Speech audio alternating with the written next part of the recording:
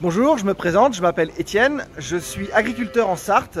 J'ai un troupeau de vaches laitières de race Primostein, comme la grande majorité des troupeaux laitiers en France.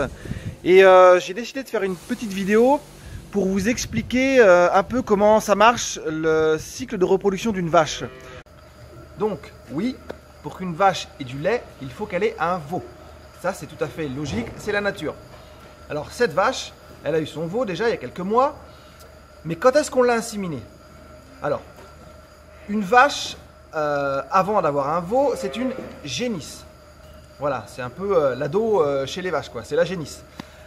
Et donc, elle a été en chaleur à partir de 10 mois, à peu près, quoi. Elle va avoir ses premières chaleurs.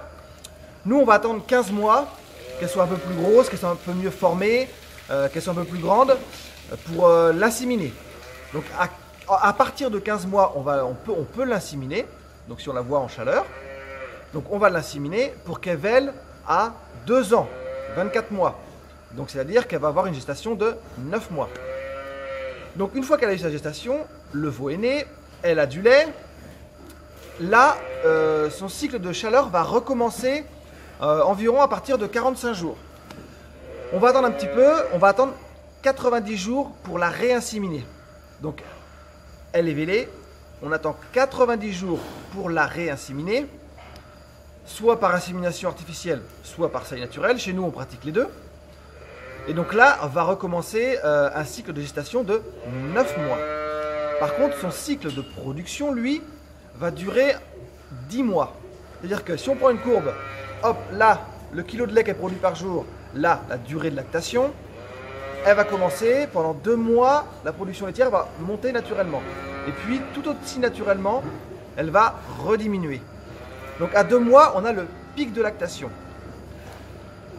Donc, 2 mois, le pic de lactation. 3 mois, la première insémination. La production laitière aura déjà commencé à diminuer. Et donc, elle va être gestante pendant 9 mois. Mais 2 mois avant le vélage, donc c'est-à-dire qu'au bout de 10 mois de lactation, vous suivez, on va la tarir.